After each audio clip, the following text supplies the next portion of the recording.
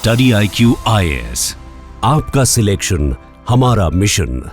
नमस्कार दोस्तों भारत के एक और पड़ोसी देश में आपको काफ़ी ज़्यादा तनाव देखने को मिलेगा और मैं यहाँ पर बात कर रहा हूँ नेपाल की। देखिए, जो हालात बने हैं पिछले कुछ दिनों में काफ़ी ज़्यादा चिंताजनक है और स्पेशली भारत के पर्सपेक्टिव से अगर हम बात करें, आसपास जितने भी देश अगर आप देखोगे तो कहीं ना कहीं वहाँ पर संकट है। नेपाल की अगर हम बात करें तो देखिए वहाँ पर हो क्या रहा है, बहुत से ऐसे लोग हैं जो काफ़ी ज़्यादा परेशान हैं करंट पॉलिटिकल सिस्टम से और उससे हटाकर जो वापस से राजशाही है, जो किंग का शासन है, वो वापस से चाहते हैं और साथ ही साथ चाहते हैं कि नेपाल को हिंदू राष्ट्र बनाया जाए। और इसी के मद्देनजर आपको याद होगा पिछले मैंने एक बड़ी खबर आई थी, मैंने वीडियो भी बनाया था, जो फॉर्मर किंग है ज्ञानेंद्र, वो काठमांडू एयरपोर्ट पर आए और उनको रिसीव करने, मतलब उनके स्वागत में लाखों की संख्या में लोग आते हैं और उस समय भी ऐसा लग रहा था, संकेत हो रहा था कि कुछ बड़ा होने वाला है नेपाल में। और आप देख सकते हो यहाँ पर कल जिस तरह का हालात बना काठमांडू के अंदर, कर्फ्यू लगाना पड़ गया सरकार को, इमरजेंसी मीटिंग बुलानी पड़ गई,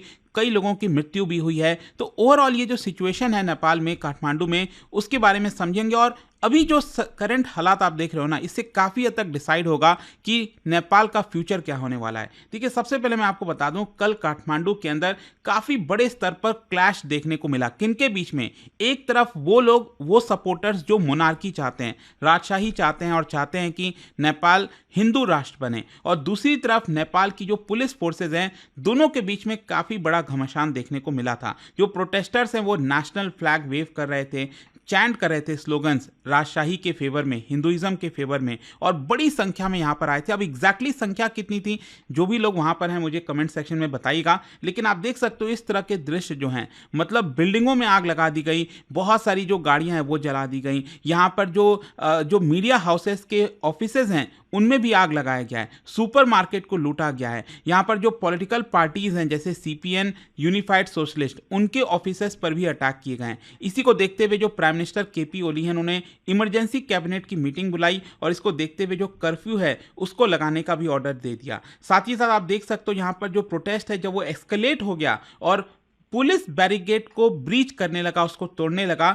तो सिक्योरिटी फोर्सेस का कहना था कि इसकी वजह से हमें टीयर गैस, वाटर कैनन्स और जो ब्लैंक राउंड होता है गोली का, वो चलाना पड़ गया। और अभी तक का हालात मैं आपको बता दूं, 2 लोगों की कंफर्म डेथ हुई है। हो सकता है कि ये संख्या ज़्यादा भी हो क्योंकि काफ़ी सारे लोग जो हैं इंजर्ड हुए हैं और काठमांडू के कुछ इंपॉर्टेंट एरियाज में कर्फ्यू भी लगाना पड़ गया है। खैर, अब हम थोड़ा सा हर एक पर्सपेक्टिव को जानने की कोशिश करेंगे। सबसे पहले अगर हम प्रोटेस्टर्स की बात करें, जो प्रो मोनार्की प्रोटेस्टर्स हैं, देखिए एक तो उनका ये कहना है कि वो बहुत ज़्यादा फ्रस्ट्रेट हो गए हैं जिस प्रकार का पॉलिटिकल माहौल बना हुआ है नेपाल के अंदर। एंड आई एम श्योर कि आप देखते होंगे कि कभी एक पार्टी दूसरे पार्टी के साथ मिल जाती है, सरकार बना लेती है, फिर वही पार्टी उसी पार्टी के खिलाफ होकर किसी तीसरे पार्टी के साथ मिल जाती है। मतलब जैसे कि फॉर एग्जाम्पल मैं आपको बोलूँ, भारत में बीजेपी और कांग्रेस हैं, तो शादी को भी कोई सोच सकता है कि बीजेपी कांग्रेस एक साथ आएंगे, लेकिन नेपाल में क्या है, ये हो जाता है। नेपाल में कब कौन सी पार्टी किसके साथ मिलकर सरकार बना ले,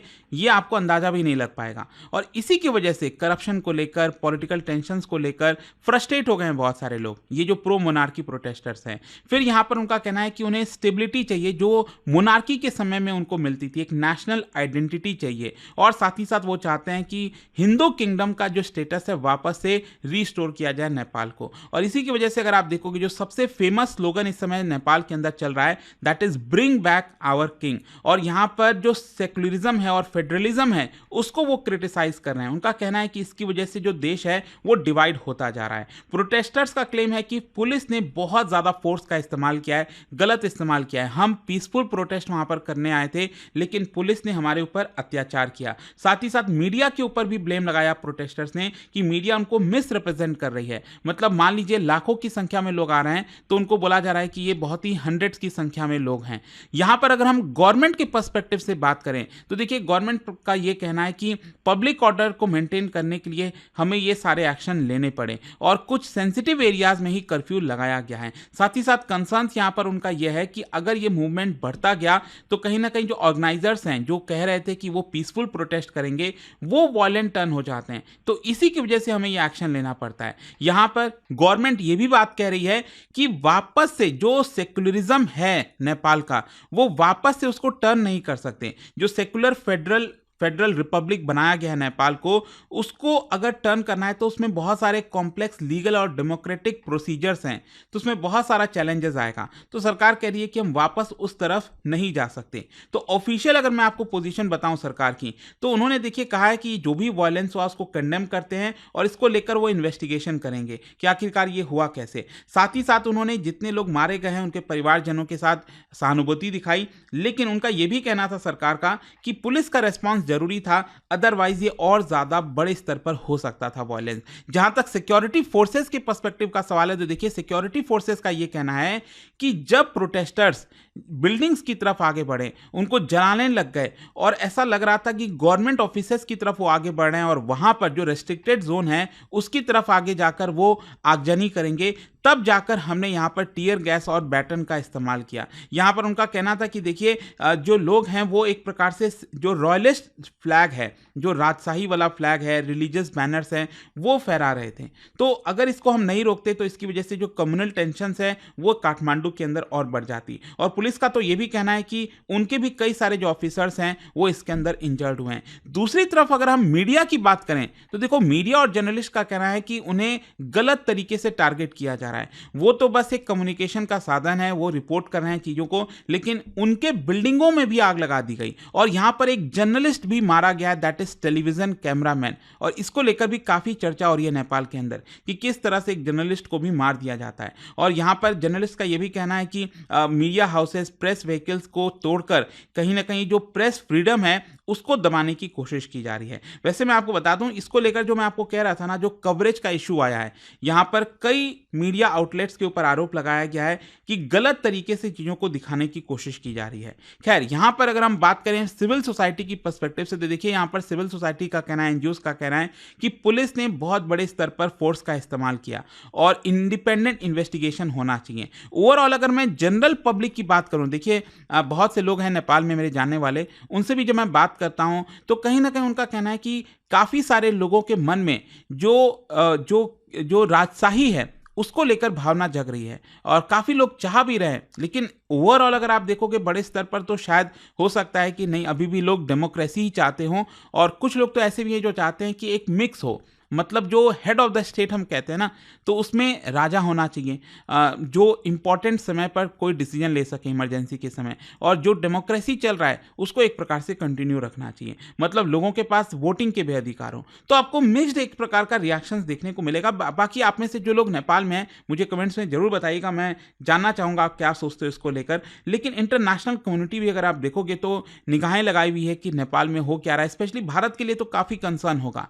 लेकिन ओवरऑल यहाँ पर ये इतना सारा चीजें मायने क्यों रखता है? देखो मायने इसलिए रखता है, 2008 बहुत ही इंपॉर्टेंट पल है ये 2008, ध्यान रखिएगा। 240 साल का जो मोनार्की था नेपाल, उसको अबॉलिश कर दिया जाता है 2008 में, और कई दशकों का एक सिविल वॉर चला था नेपाल के अंदर, जिसमें 16,000 से ज्यादा लोगों की मृत्यु हुई थी ऐसा बताया जाता है। और 2008 में जाकर नेपाल जो है फेडरल डेमोक्रेटिक रिपब्लिक बन जाता है और उसके बाद से कहीं ना कहीं धीरे धीरे करके नेपालियों के मन में एक प्रकार का फ्रस्ट्रेशन आ गया है। मतलब जो पॉलिटिकल इंस्टेबिलिटी आई है वो आप सोच भी नहीं सकते हो, और वही कारण है कि जिसकी वजह से लोग रॉयल फैमिली की तरफ जाना चाहते हैं। 2008 के समय में आपको बता दूं, लोग रॉयल फैमिली से काफ़ी परेशान थे, वो नहीं चाहते थे कि यहाँ पर हो। और इनफैक्ट अगर आप देखोगे तो आज के डेट में बहुत से लोगों के मन में ये हो गया है कि जिस प्रकार से कभी भी सरकार आ जाती है, टूट जाती है। जस्ट इमेजिन करिए 2008 से लेकर अभी तक 13 डिफरेंट गवर्नमेंट बनी है नेपाल के अंदर, कैन यू इमेजिन? तो पॉलिटिकल स्टेबिलिटी जब तक नहीं आएगी नेपाल के अंदर, तब तक डेवलपमेंट का तो कोई सवाल ही नहीं उठता है। और यहाँ पर लोगों का कहना है कि देखिए जो कानून बनाए जाते हैं वो तो गरीबों के लिए होते हैं, जो यहाँ पर इन्फ्लुएंशियल्स हैं, जो पॉलिटिशियंस हैं, वो तो जो मर्जी चाहे वो कर लेते हैं। Education, health care facilities provide नहीं की जा रही है, लोग जॉबलेस हैं, प्राइसेस बढ़ रहे हैं लगातार, तो इकोनॉमिक हालात ठीक नहीं है। तो यहाँ पर लोग सरकार को कैसे सपोर्ट करेंगे? कुछ प्रोटेस्टर्स का कहना है कि यहाँ पर जो पहले मोनार्की के खिलाफ थे, जो खुद चाहते थे कि मोनार्की ना रहे, वही प्रोटेस्टर्स आज के डेट में कह रहे हैं कि नहीं, हमें मोनार्की वापस चाहिए। अगर डेमोक्रेसी इस तरह की होती है तो हमें बिल्कुल भी एक्सेप्टेड नहीं है। तो आई होप कि आप ओवरऑल समझ गए होंगे कि यहाँ पर जो पॉलिटिकल माहौल है उससे लोग काफ़ी त्रस्त हो चुके हैं। इकोनॉमिक चैलेंजेस नेपाल के पास बहुत ज़्यादा हैं, करप्शन को लेकर लोग बहुत ज़्यादा चिंतित हैं, और यहाँ पर काफ़ी लोग चाहते चाहते हैं कि जो उनकी रिलीजियस आइडेंटिटी है वो वापस आए, हिंदू नेशन जो है नेपाल को वापस बनाया जाए। और जहाँ तक किंग का सवाल है, किंग ज्ञानेंद्र, देखो अभी तक ऐसा उन्होंने कोई ऑफिशियली चीज़ों को सपोर्ट नहीं किया है, लेकिन मैं आपको बता दूं अभी कुछ महीने पहले अगर आप देखोगे तो डेमोक्रेसी डे मनाया गया था नेपाल का, तो उस समय बस उन्होंने एक स्टेटमेंट जारी किया था, it is now time if we wish to save our nation and maintain national unity, I call on all countrymen to support us for Nepal's prosperity and progress। तो कहीं ना कहीं वो थोड़ा इंडिकेशन दे रहे थे, क्योंकि लंबे समय तक वो गायब थे, उतनी चीज़ें हो नहीं रही थी, हलचल नहीं हो रही थी, लेकिन अचानक से उनका ये स्टेटमेंट आता है, तो कहीं ना कहीं इसकी वजह से ऐसा लग रहा था कि शायद वो वापस से जो है लोगों को सपोर्ट कर रहे हैं, जो भी लोग मोनार्की वापस चाहते हैं। ओवरऑल देखिए यहाँ पर ज़्यादातर लोगों का कहना है कि डायलॉग से ही यहाँ पर समाधान निकलेगा। सिविल सोसाइटी की जो फिगर्स हैं उनका यही कहना है कि जो पॉलिटिकल पार्टीज़ हैं, प्रोटेस्टर्स हैं, वो आपस में बैठें और चीज़ों को सुलझाएं। लेकिन साथ ही साथ कई लोगों का कहना है कि रेफरेंडम होना चाहिए। मतलब अगर यहाँ पर कई लोग कह रहे हैं कि हिंदू राष्ट्र की तरफ जाए, डेमोक्रेसी को हटाया जाए, मोनार्की वापस लाया जाए, तो इसको लेकर एक प्रॉपर रेफरेंडम हो जाए, तो इससे चीज़ें सेटल हो जाएंगी।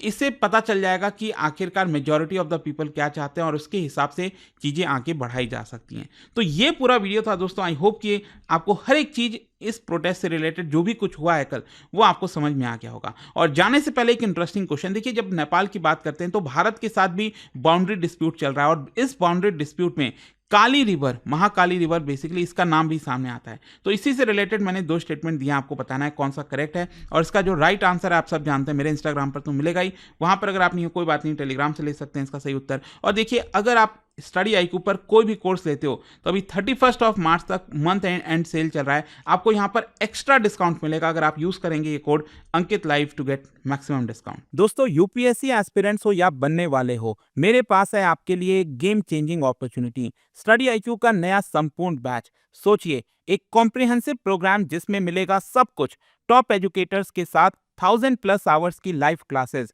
पर्सनलाइज्ड मेंटरशिप और हैंड रिटन नोट से लेकर PRP, MRP जैसे इंटेंसिव प्रोग्राम्स तक। और बात स्कॉलरशिप्स की करें तो प्रीलिम्स क्लियर करो, पूरा फीस रिफंड पाओ। टॉप परफॉर्मर्स के लिए हर मंथ 11,000 रुपीज का कैश रिवॉर्ड। सिल्वर, गोल्ड या platinum, choose the plan that fits your needs. X secretary Anil Swarup जी खुद गाइड करेंगे आपको इस जर्नी में।